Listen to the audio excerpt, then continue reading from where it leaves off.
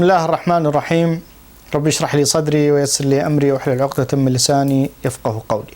السلام عليكم ورحمة الله وبركاته. حياكم الله وأسعد الله أوقاتكم بكل خير، وصلى اللهم وسلم وبارك على سيدنا محمد.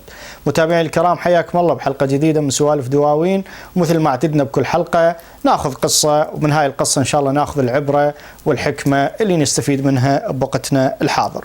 ولا زلنا نذكر دائما أنه مشروعنا اللي هو مشروع المجالس مدارس، اللي هو ندعو به شبابنا أنه يقعدون بالمجالس، وندعو أيضا شيوخنا أن هم يدعون الشباب إلى المجالس، وأن يحضرون قعداتهم، يتعلمون منهم السالفة الطيبة، المنطق الحسن، التعامل مع الناس، أخذ وعطى الكلام. لأنه والله للأسف اليوم كثير من شبابنا، وحتى والله من الناس اليوم صاروا ينحسبون على الشياب لأنه ما جالسوا وما حضروا مجالس، ما حضروا. يعني نوبات والله لما تقول الله حي يقوم يتمتم ما يعرف شو يرد عليك. لهذا أنه احنا إن شاء الله ندعو أنه يحضرون المجالس ويتعلمون من آبائنا وأجدادنا، اللي هذا الإرث الحضاري اللي تعلمناه منهم، وهذه رسالة لازم نكملها. قصتنا اليوم أيضا من البادية، ونعم من أهل البادية ومن سوالفهم، ومثل ما قلنا البادية مدرسة. قصتنا اليوم قصة شاب مع الشيخ جديع ابن قبلان، ونعم منا من شيوخ عنزة. هذا شاب بعربهم، وعربهم تدرون يردون على الماء بالصيف، أو جو قرب عرب شيخ جديع. والله الولد هذا ابن الشيخ شاف البنية وحبها من عرب شيخ جديع، ولما قالها رادوا يرحلون عربهم، والله مشوا. هذا بعد ما يقدر، وعشق قبل تدرون شتال، مو مثل هالساعة يقولون هالساعة يبدي بلايك وينتهي ببلوك. هذا حب هالأيام، صارت لنا التواصل الاجتماعي وغيرها. يقول هذا ورا ما عربهم رحلوا ما ظل بها مجال أنه ما يقدر. يقول قوم روح على عرب جديع. يقول مر على طرف العرب وفات له على عجوز، قال لها بنت الحلال، قالها يعني هذا اللي عندي، واكرمها بالمال وغيرها، واريد لي هندام شوي رث، ما الواحد انه يدور شغل وغيرها، لانه هو الرجال امير وابن شيخ ومعزوز وابن عز وملبسه، مو ما الواحد لما يروح بملبسه هذا يدور شغل، هاي مبينه. يقول قامت هاي العجوز وجابت له هديمات رثة وكذا، قام لبسهن وراح على شيخ جديع. يقول والله طبع على مضيف شيخ جديع، السلام عليكم. السلام، الله محييك، احنا كانك محتاج المال ننطيك، وكان قال لا والله ما محتاج، لا أنا محتاج شغل، وما أريد لا مال ولا أريد مثل ما يقول بخبز بطني أشتغل. إيش تعرف تشتغل كذا؟ قال له والله أنا قهوتش، أعرف أسوي قهوة وأعرف كذا وأعرف. قال له خير إن شاء الله. والله قام اشتغل بمضيف هالشيخ أو يسوي قهوة، واستحب له الشيخ جديع، أو قام قالها يثق به، أو هذا وياهم بهالبيت. يقول هذا يومية لو تعشوا يتعشوا وياهم، بس ما هو ذاك عليك بس يجاملهم. يقول لو ناموا وفض مضيف شيخ جديع وكذا، يقول هذا يرفع له مشهاب نار أو كذا. يقولوا من هناك أثاري بهم هذيش تحط طرف عباءتها تومي على النار وكذا، أنه الأمور زينة، تعال. يقول هذا ظل على هالحكي يروح، لكن حب عفيف ونظيف وعذري. يروح هذا من هين لو قامت له انه يقعدون لما يصير الفجر، وبيناتهم رواق وتسولفون وكذا، وما لا احد يلمس احد ولا احد. يقول مضت الايام وعلى هالحكي هذا. يقول اثاريب مرت جديع ملاحظه منتبهه على هالولد انه مو طبيعي. يقول يوم من الايام قالت يا جديع، قال يلا، قالت والله عاملك اللي بالبيت ازلمه هذا والله ما هو قالها طبيعي. شلون يا معوده؟ قالت والله هذا يقعد وياكم عزاد، لو قعدتوا على العشاء يوم ايده على فمه بس ما ياكل، ولو نمتوا هذا يطلع من البيت وما يجي الى الفجر. قال لي والله احنا ما انتبهنا وانت حرمه انتبهتي علي وكذا. قالت مثل ما قلت لك انت عاد. يقول قام جديع، لا بالله انتبه، دحق ولا بالله الولد جامل بس ما تعشى. يقول خلى جديع سوى نفسه نايم لما قالها تطمن هذا انه، يقول لا بالله هذا قام هم قومه بالمشهاب نار وكذا بالضوء. يقول لا بالله هذا مشى. يقول ورا ما مشى تبع جديع. يقول ظل وراء لما شافه وين راح. يقول جديع ظل ورا رواق من هناك يتصنت. يقول هذا جاء وقعد وجابت له عشاء. أثاريبه ما يريد يتعشى يم جديع، يريد يتعشى القالها عنده. يقول حطت له العشاء وقاموا يتسولفون.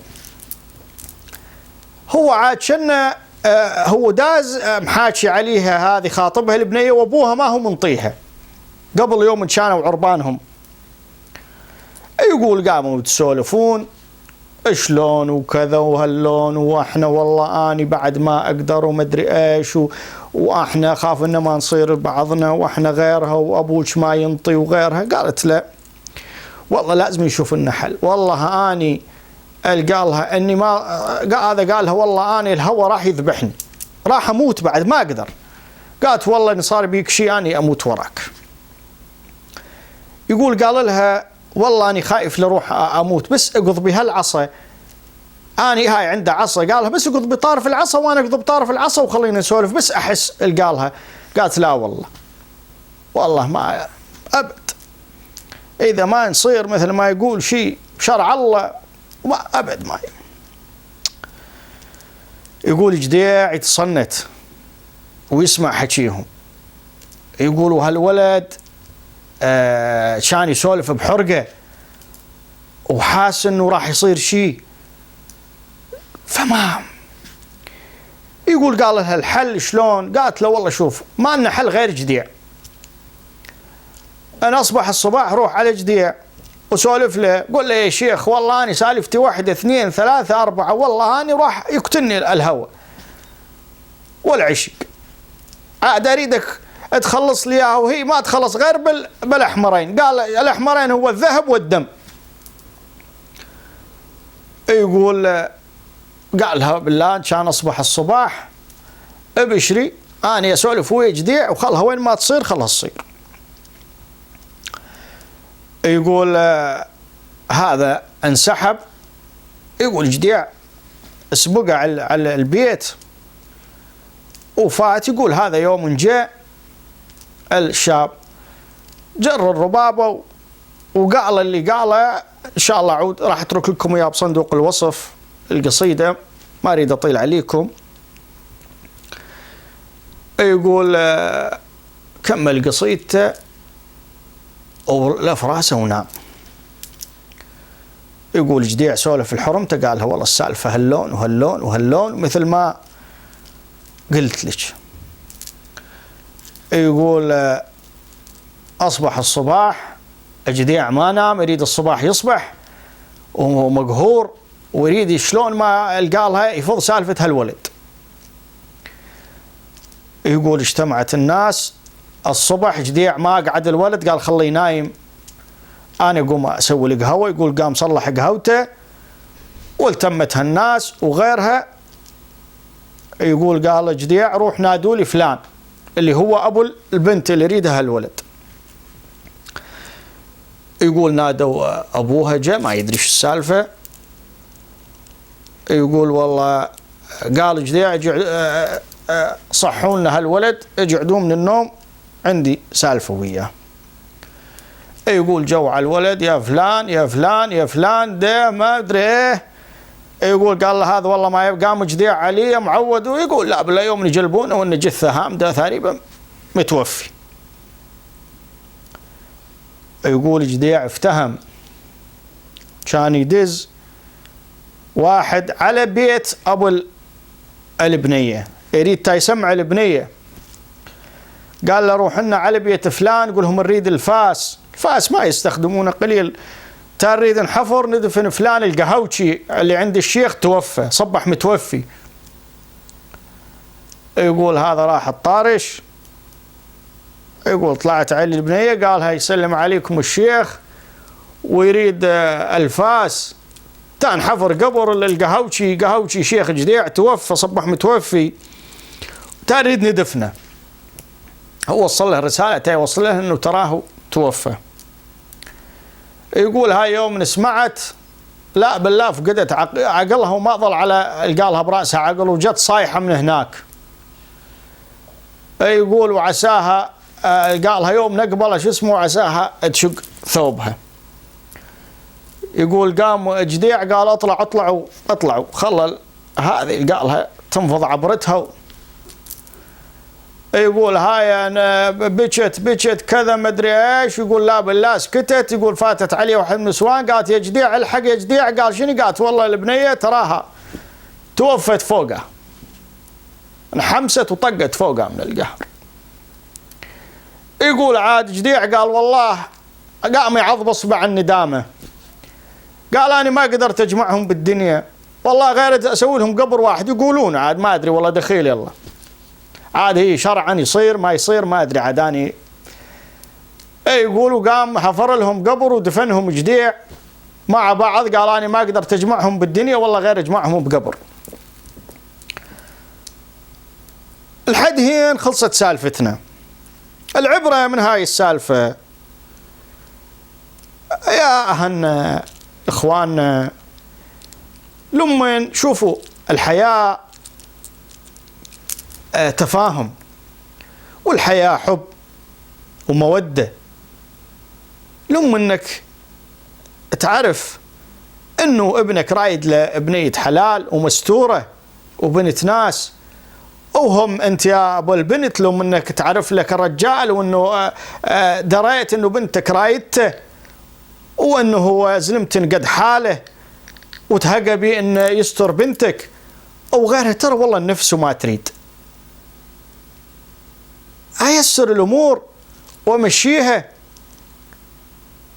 أو خلونا نمشي. والأمور تراها الساعة صارت يعني أغلب الناس قام يدحجون على فلان إيش عنده وإيش ما عنده وإيش عنده فلوس وإيش عنده سيارة وإيش عنده كذا. ما يفكر بسعادة بنته وهل بنته راح ترتاح معاه ولا ما ترتاح معاه. ونسوا إنه الزواج هو مودة ورحمة وألفة. ولهذا جاي نشوف حالات الطلاق اليوم اللي جاي تصير لأنه جاي يتم الاختيار على شغلات كمالية مو جوهرية ما مبنية على ود ومحبة. فخلونا نرجع ونخطط للأمور وندرسها ونكون حليمين وحكيمين. لأنه إذا ما يتم الزواج باختيار البنت واختيار الولد لأن هذه حياتهم هم اللي راح يعيشونها. لا الأب راح يعيشها ولا الأم راح تعيشها ولا هم اللي راح يعيشونها. وكل بشر أكو أفكار مختلفة، أكو بيئة مختلفة، أكو غيرها. فالإنسان اليوم الدنيا تغيرت والناس تفتحت، فلا نجبر أحد على شيء ولا نحرم أحد من شيء راهم، ونشوفه راهم ونشوفهم رايدين بعضهم، لعل وعلى أن الله سبحانه وتعالى إن شاء الله يسعدهم ويكونون أسرة مبنية على المودة والمحبة والألفة. بالختام تقبلوا تحياتنا، سبحانك اللهم وبحمدك، أشهد أن لا إله إلا أنت، أستغفرك وأتوب إليك. ولا تنسونا من صالح دعائكم. أستودعكم الله الذي لا تضيع ودائعه، والسلام عليكم ورحمة الله وبركاته.